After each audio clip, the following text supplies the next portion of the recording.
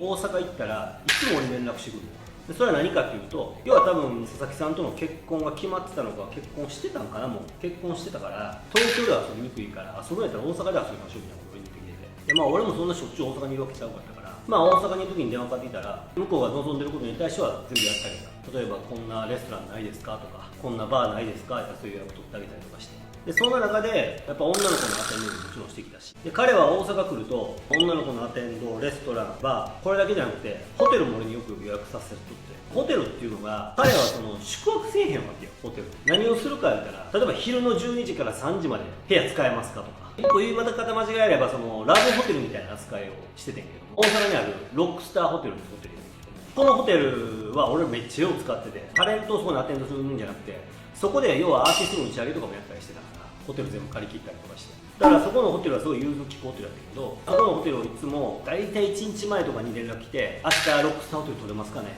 宿泊って聞いたら絶対に、いや昼の3時から夕方6時まで撮影の合間なんです。合間にホテル必要ないし、多分休むとことか車の中もしくは向こうが用意するはずやけど、でそのタイミングでこの前読んだ女の子読んでも大丈夫ですかねとか、なんか1年何ヶ月経ってみそぎも終わってテレビ復活しますみたいなポンと上がった時に、あいつより俺の LINE 無視しとったよなと思ったらもうイライラしてきて、全部晒したろう。だからこの後そのやり取りした LINE も全部見せるし、あいつほら食べることに関してすごいなんか特化があるみたいな形で周りから言われてたから、あちこちに飯食いに行っとったやんか。しかもそれ全部多分ほとんど一人で行ってんねん、嫁さん連れて行かず。それはなんでか言ったら地方地方に女がおるからや。で多分地方地方に女をアテンドするやつ、そうやって俺みたいなホテル取ってくるやつが多分いっぱいおったんですよ。